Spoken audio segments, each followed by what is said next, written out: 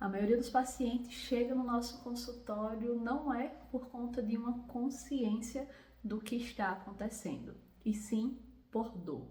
E a dor, normalmente, geralmente, ela é um atraso. Educar, ela não é opcional, ele é uma responsabilidade assistencial. E é sobre isso que nós vamos aprender no desafio de hoje. Vamos entender porque quem educa acaba sendo mais valorizada, mais reconhecida e constrói um vínculo ainda mais próximo e sólido do seu paciente. E já vamos começar trazendo um conceito claro sobre o que é uma educação clínica. Educação clínica nada mais é do que o processo de tornar o paciente consciente sobre o tipo da sua patologia, sobre as situações, reduzir o comportamento de risco. Então, a gente mostra ao paciente já os riscos que ele pode correr. A gente também estimula o autocuidado, porque eu já tenho uma perspectiva do que é que eu posso fazer para que eu não tenha a situação ou essa patologia agravada. E assim, a parte principal aqui, eu antecipo a procura de um atendimento. É importante lembrar que educar, ele não é você ter que dar uma aula técnica sobre as patologias, muito pelo contrário. Educar é você falar de forma simples e clara, para que o seu paciente ele entenda de fato as consequências de que esse problema ele pode ter. O paciente ele não precisa de termos técnicos, ele precisa de clareza sobre o seu procedimento e sobre os problemas que pode ter em relação a essas patologias. E o cérebro humano ele vai funcionar com base em 3 fatores.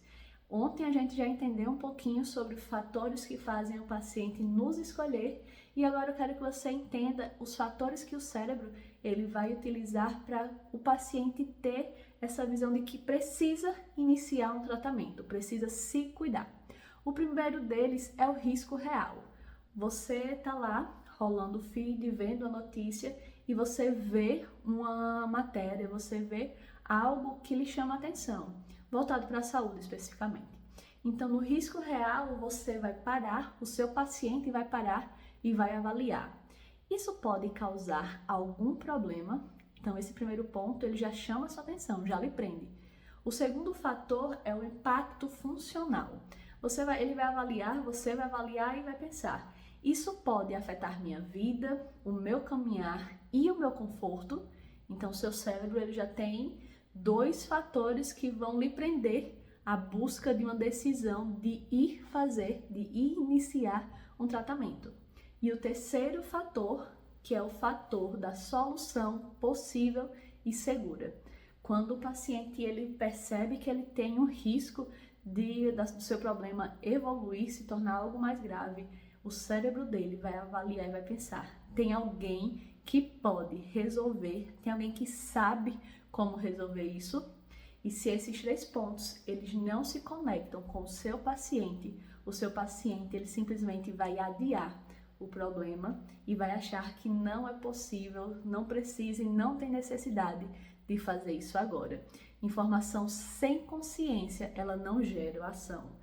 E aqui a gente vê os 4 erros principais que norteiam justamente o que muitos podólogos acabam cometendo no seu dia a dia quando montam a sua estratégia de atrair novos pacientes, que é o seguinte: explica apenas o que é a patologia, mostra apenas o procedimento, ele fala sobre os serviços, mas ele não é muito a fundo.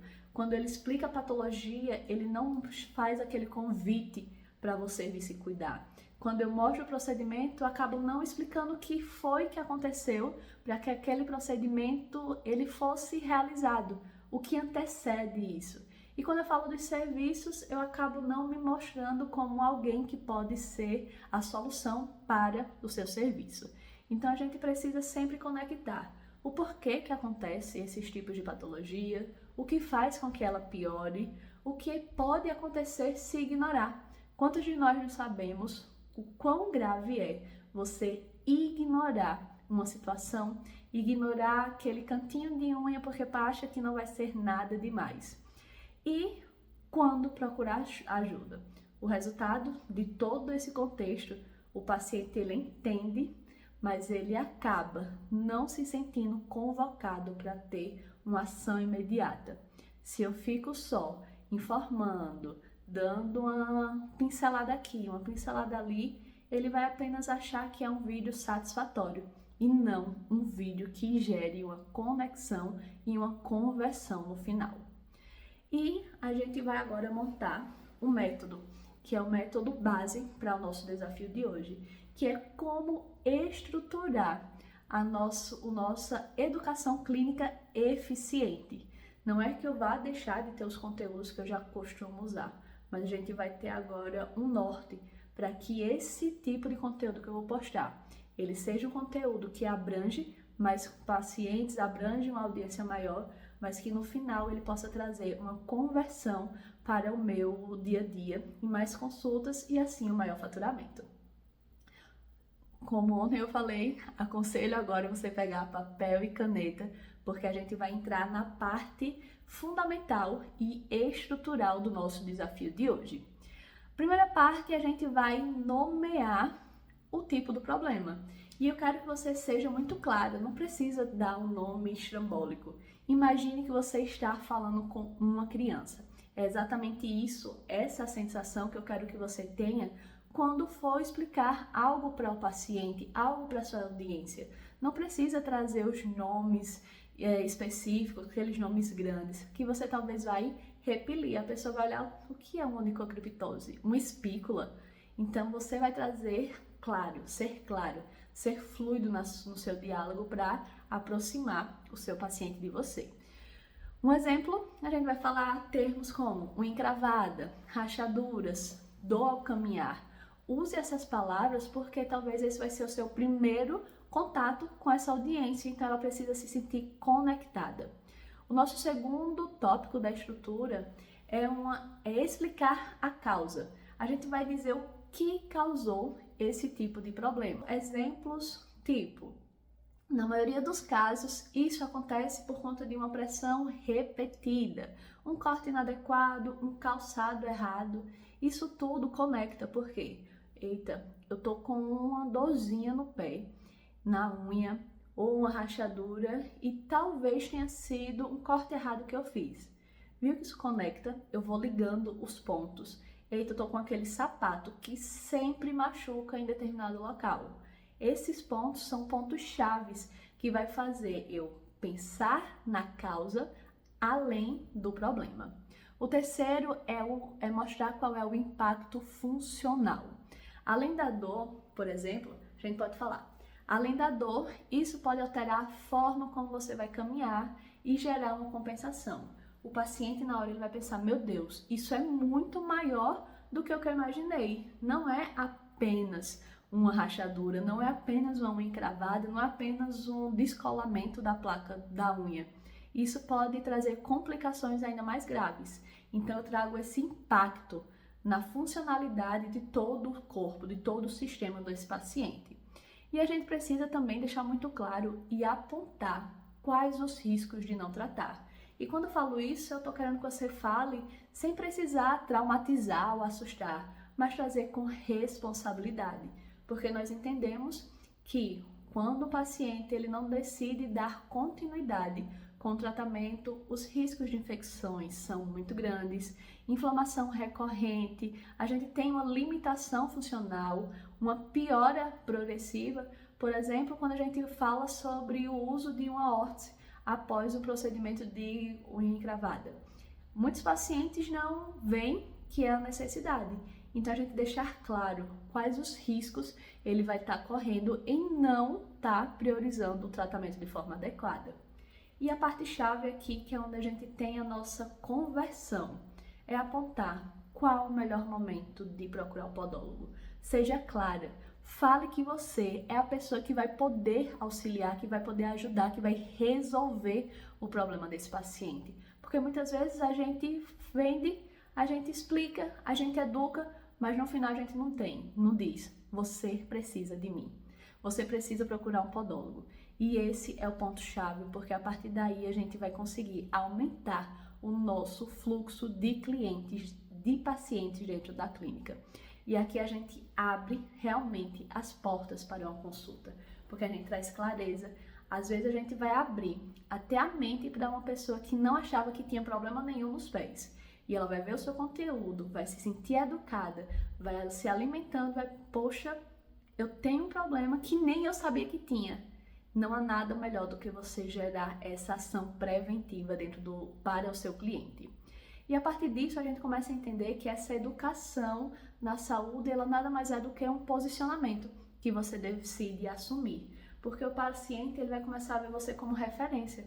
Você sabe o que você está falando, você tem um leque de noções de como cuidar, de como prevenir, e isso chama a atenção dele. Você também, ele passa a confiar no seu olhar. Ela não vai olhar apenas o meu problema ali momentâneo, a minha dor. Ela vai fazer essa trilha, ela vai trilhar o que acontece antes e o que pode acontecer depois. E ele vai valorizar tanto a sua conduta, como vai ser muito mais fácil ele concluir os tratamentos com você, porque ele foi educado desde a sua rede social, desde a forma que você ensina a continuar com o tratamento, para que ele em si, assim, ele possa se ver livre de todas as patologias. E lembrando sempre que quem educa não precisa correr atrás do paciente. O paciente, ele reconhece e procura os profissionais que se destacam nessa referência de ensinar, de trazer clareza. E um exemplo prático que eu vou falar aqui para vocês. Observem que essa frase número 1. Unha encravada é quando a unha cresce errado. Uma frase normal e que não está errada. Esse é um dos fatores que pode causar uma encravada, ela crescer de forma errada. E um exemplo 2. Unha encravada não começa na dor. Começa com hábitos repetidos que inflamam o tecido ao redor. Quando dói, o corpo já está pedindo ajuda. Qual dessas gera mais consciência? Com certeza a segunda, porque eu trago uma conexão e eu mostro que quando você vem pela dor, aquilo já está trazendo complicações há muito tempo. E quantos de nós não deixamos tudo para a hora da dor? Então isso vai conectar cada vez mais, vai gerar aquela desejo, aquela necessidade para o paciente que ele precisa de alguém que olhe para ele antes mesmo dele sentir a dor. E hoje o nosso objetivo não é postar muito, é postar com intencionalidade. Até porque educar é cuidar, é prevenir, é se posicionar e principalmente comunicar responsabilidade profissional. E por fim, chegamos na nossa tarefa do dia. O desafio de hoje eu quero que você faça um post respondendo as seguintes perguntas. Qual o problema que você vai abordar? Por que ele acontece? O que pode acontecer se foi ignorado? E quando procurar uma ajuda profissional? Lembre-se que educar em saúde ela é uma forma de cuidado que começa antes mesmo do atendimento. Faça um post, seja com um vídeo do que você já fez, observe a narrativa do que esse paciente já traz para você de diálogo e faça esse planejamento e poste. Lembre de nos marcar no Instagram Espiripodologia e também no nosso desafio Viralize Já. E lembre sempre, quando o paciente ele entende qual é o problema, ele vai respeitar o tratamento. Quando ele respeita o tratamento é porque ele confia no profissional. Educar é posicionar, e posicionar também é uma forma de cuidar.